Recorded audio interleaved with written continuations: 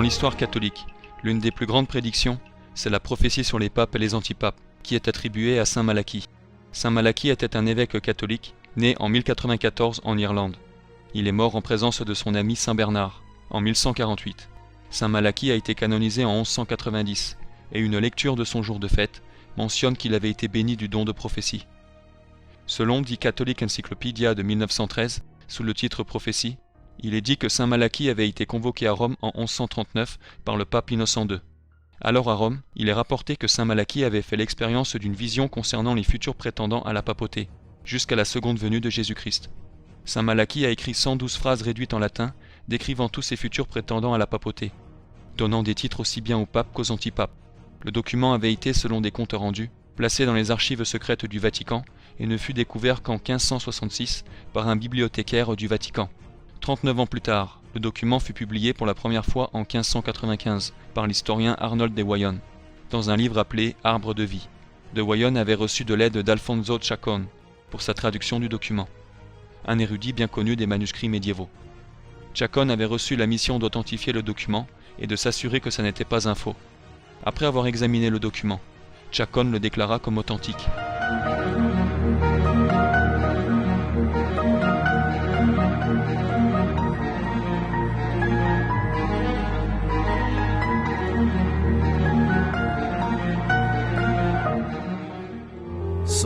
Devises censées caractériser tous les papes depuis Célestin II jusqu'au dernier de la liste, Benoît XVI.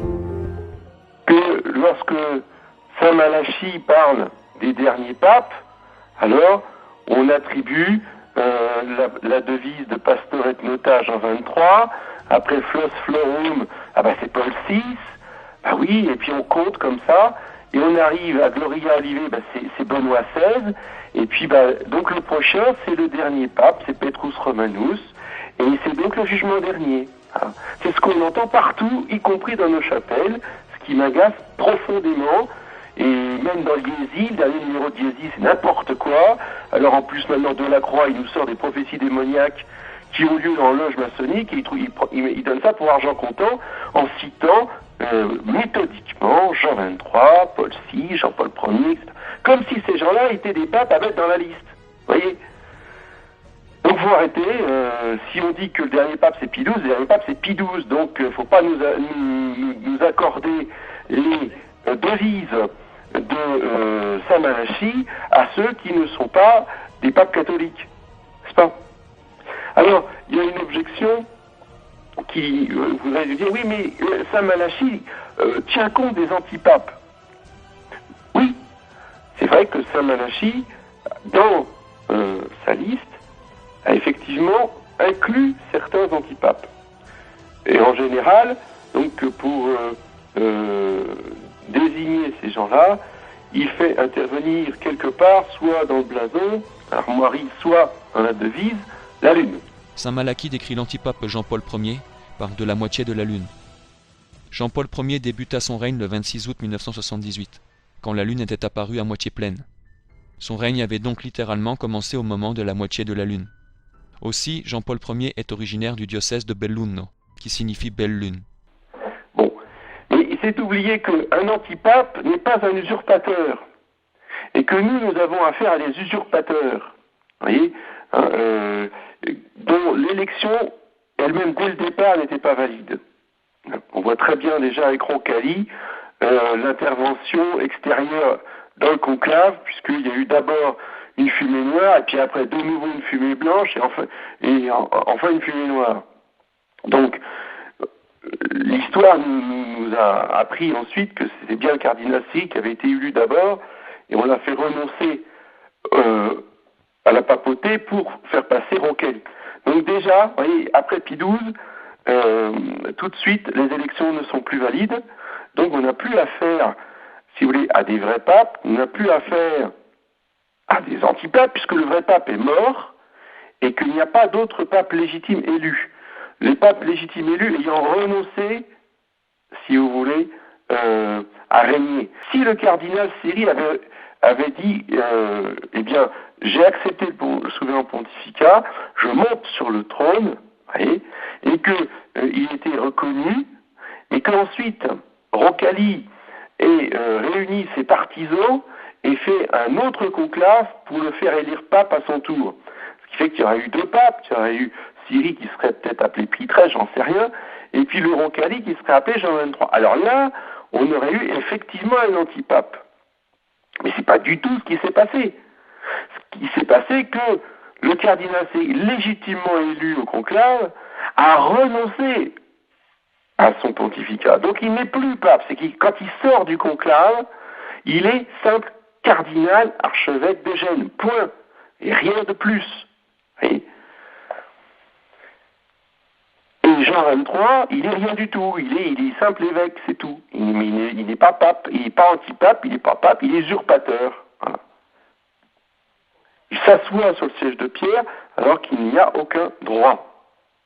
Maintenant, quel est l'intérêt, quelle est l'autorité, quelle est l'utilité de cette prophétie des papes de Saint Malachie? Et ça, il faut en parler, car elle est vraiment absolument centrale dans l'histoire de l'Église. Elle est extrêmement importante, car de très nombreux auteurs, y compris des papes, la prennent en référence et en parlent soit dans des documents écrits, soit dans des documents numismatiques ou artistiques. Pour cela, je me réfère à un livre qui vient d'être réédité aux éditions Saint-Rémy et qui est absolument fondamental et dont il faut avoir un exemplaire dans sa bibliothèque, surtout dans les temps actuels. Il est écrit par l'abbé Joseph Maître, comme un maître d'école, M-A-I-T-R-E, intitulé La prophétie des papes, attribuée à Saint Malachie en 2 tomes. Alors, quelle est l'autorité de la prophétie des papes de Saint Malachie?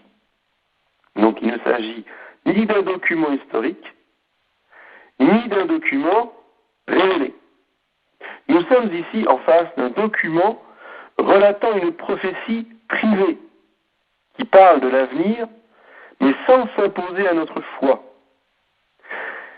C'est pourquoi l'Église, dans son enseignement, dans son magistère universel, est restée totalement muette par rapport à Saint Malachie. Il y a certes des auteurs ou des papes qui ont parlé ou qui ont fait allusion à Saint Malachie, mais il n'y a jamais eu d'enseignement de l'Église officielle sur cette prophétie privée. Alors, quelle est la règle à suivre? Eh bien, la même que pour toutes les autres prophéties privées qui nous est donnée par saint Paul dans sa première lettre aux Thessaloniciens, chapitre 5, verset 19. Voilà ce que dit saint Paul: n'éteignez pas l'esprit, ne méprisez pas les prophéties, mais cherchez des preuves pour tout et retenez ce qui est bon. Ce qui est absolument interdit pour toutes les prophéties de l'Écriture sainte. Parce que nous ne pouvons pas faire le tri de ce qui est bon, de ce qui est mauvais dans l'Écriture sainte. Puisque c'est la parole de Dieu révélée, tout est bon dans l'Écriture sainte. Voyez, et c'est justement l'attitude des protestants que d'appliquer cette règle de saint Paul à l'Écriture sainte. C'est ce qu'on appelle le livre examen. Donc ce qui est interdit pour l'Écriture sainte est par contre tout à fait recommandé pour les prophéties privées, pour les révélations privées. Donc la prophétie de Saint Malachie n'est ni à mépriser ni à rejeter a priori. Dieu parle à qui il veut et quand il veut. Donc il faut examiner avant tout si la prophétie n'a rien de contraire à la foi. Parce qu'une seule erreur présente dans la prophétie nous montrerait qu'elle ne vient pas de Dieu. L'épreuve d'une prédiction, c'est sa réalisation dans l'avenir. C'est le fait que ce qui a été prédit se réalise qui nous montre que la prophétie venait bien de Dieu. Mais les faux prophètes n'avalisent pas et n'interdisent pas l'exercice des vrais prophètes. Voyez, c'est pas parce qu'il y en a des faux qu'il faut condamner les vrais. Il n'est donc pas nécessaire de vérifier la prophétie dans toutes ses parties pour reconnaître la voix de Dieu. La réalisation d'un certain nombre de prédictions, dûment observées dans les conditions voulues, suffit à manifester l'origine divine de l'ensemble. Dieu seul pouvant connaître à l'avance les actes libres des hommes. Ni les hommes ni les démons ne peuvent savoir à l'avance nos actes libres. C'est très important. C'est là le critère de discernement d'une vraie prophétie, d'une fausse prophétie. Il ne faut jamais dire que les prophéties ne servent à rien, que nous n'en avons pas besoin. Alors ça aussi, on trouve ça dans la bouche de certains prêtres. Si Dieu se donne le mal de venir nous prévenir d'un certain nombre de choses, c'est pas pour dire ça sert à rien de toute façon. Non, non. Il faut tenir compte sérieusement de ce que Dieu dit à des âmes qu'il a choisies. Dans la prophétie des papes de Saint Malachie, eh bien, ce qui va nous permettre de vérifier si ce document vient de Dieu ou pas, eh bien, ce sont les anciennes devises des pontificats qui ont été réalisées dans le passé. Et là, nous pouvons constater la vérité et la profondeur dans les allusions historiques, en plus de l'esprit surnaturel dans les jugements qu'elles contiennent. Oui. Il n'y a pas une seule erreur dans les devises du passé. Et pourtant, il y en a plus d'une centaine. Un faussaire n'aurait pas été aussi exact et complet dans la description des pontificats. Il n'aurait pas été aussi droit et surnaturel dans sa manière de voir les choses. Enfin, il aurait évité toutes les obscurités et les difficultés capables de dérouter les meilleurs esprits. Le faussaire va toujours à la facilité. Mais ce qui est toujours délicat, c'est d'attribuer justement cette prophétie à Saint Malachie, alors qu'à mon avis, il n'en est pas l'auteur. L'auteur de cette prophétie est, selon la tradition, Saint Malachie. Elle est attribuée à Saint Malachie. Mais il n'y a aucune preuve que c'est bien Saint Malachie qui l'a écrite. Maintenant, il n'y a aucune preuve contraire non plus que ce n'est pas lui qui l'a écrit. Alors quand on n'arrive pas à apporter de preuves contraires, eh bien, autant s'en tenir à ce que la tradition a toujours dit. Saint Malachie est connu dans toute la chrétienté pour son amour de la papauté. En Irlande, il déploya son activité pour réformer les coutumes plus ou moins abusives qui s'étaient introduites et travaille à rattacher la vie des églises irlandaises aux lois de l'église romaine et à sa discipline. Saint Malachie était bien un prophète.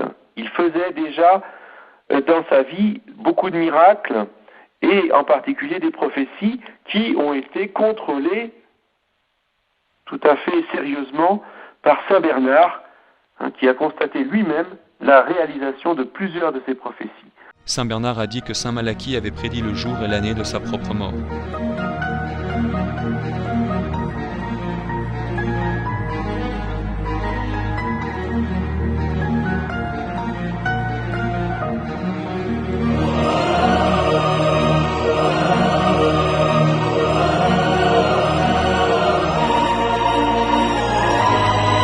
Ça, c'est la fin du monde.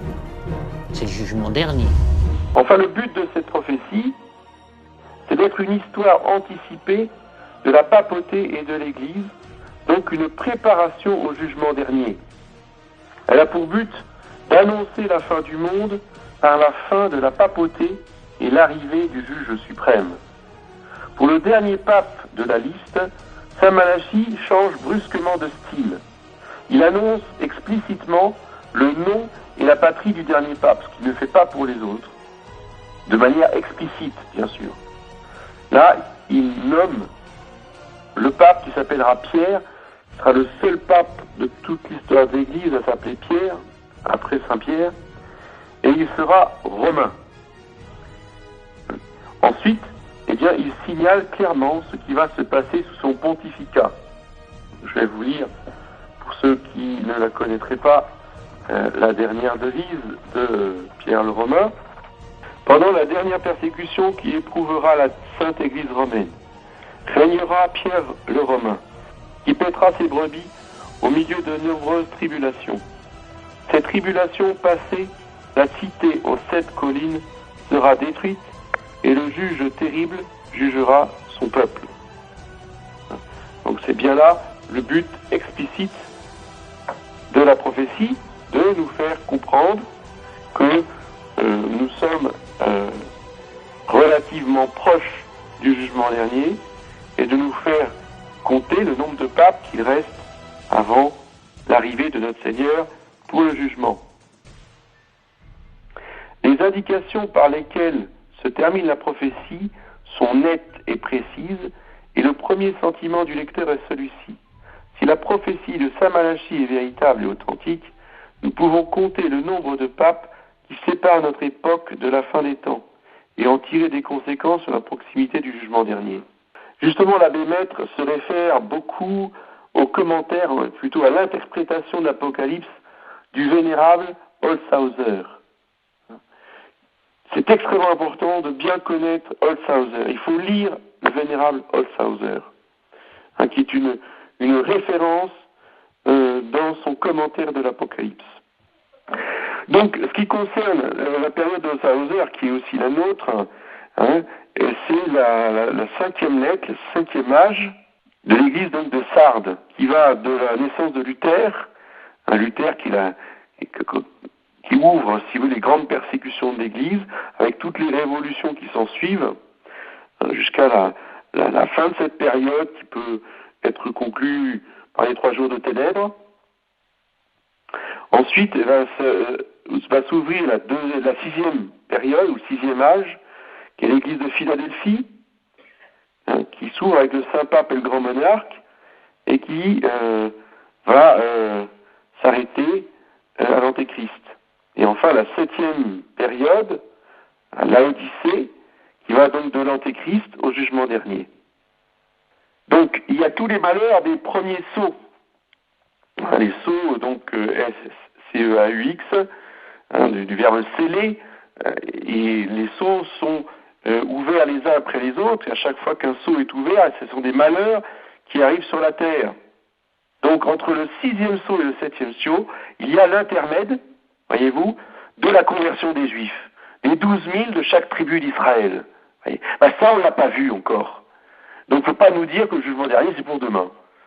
Mais par contre, si on suit Holzhauser, alors là, oui, on attend ce Saint-Pape qui va convertir les Juifs et qui va marquer du sceau les élus de Dieu sur la terre. Et ce qui est tout à fait intéressant à noter, c'est que M. l'abbé Maître, pour revenir à son ouvrage sur la prophétie des papes, nous dit qu'après Pasteur Angelicus, que nous attribuons par expérience à Pie XII, parce que quand on fait le décompte à partir de Léon XIII, eh bien, Pasteur Angelicus s'applique à Pie XII. Pie XII qui était d'une piété et d'une pureté effectivement exceptionnelle, enfin tout à fait exemplaire. C'est un pape qui avait une vie personnelle tout à fait édifiante, même si ça n'a pas empêché de faire des erreurs par ailleurs, mais il n'empêche que la vie personnelle de Pie XII peut correspondre tout à fait à cette définition de Pasteur Angelicus.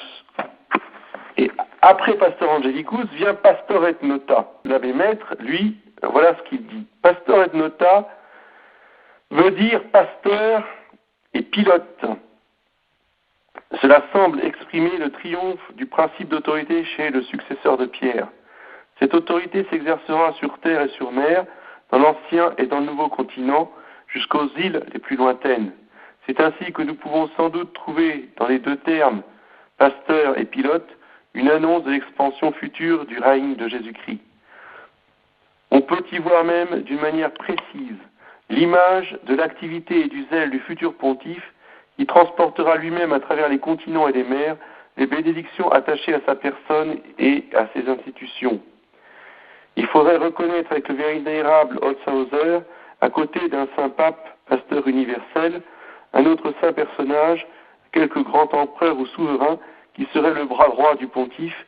Il y aurait là une dualité admirable d'un grand pape et d'un grand monarque, unissant leurs efforts pour établir dans le monde l'autorité de son roi unique Jésus, et l'on pourrait appliquer à ces 2 personnages, poursuivant un but commun, les 2 termes, pastor et nota, pasteur et pilote. Alors, vous voyez que là, ça remet, si vous voulez, les choses dans une perspective tout à fait intéressante. Et ce qui montrerait que, donc, entre Pastor Angelicus et Pastor et Nota, on peut avoir X faux papes, X usurpateurs, il y en aura peut-être encore 2, 3, 4, 5, on n'en sait rien. Dieu seul peut le savoir. Il n'a pas jugé bon de nous le dire. Mais seulement, ce qu'on sait, c'est que après Pie XII, eh bien, nous aurons Pastor et Nota, le pape et le grand monarque, ce qui correspond exactement à ce que dit Holzhauser.